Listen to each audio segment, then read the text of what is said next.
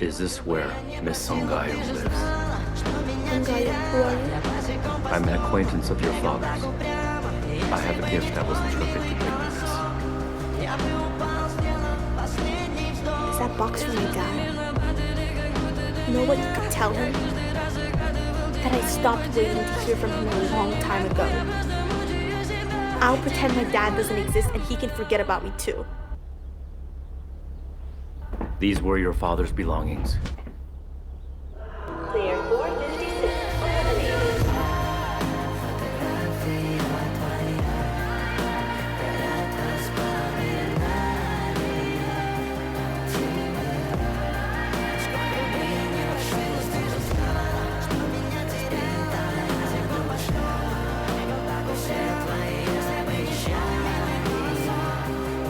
We are not horses. We are humans, and humans are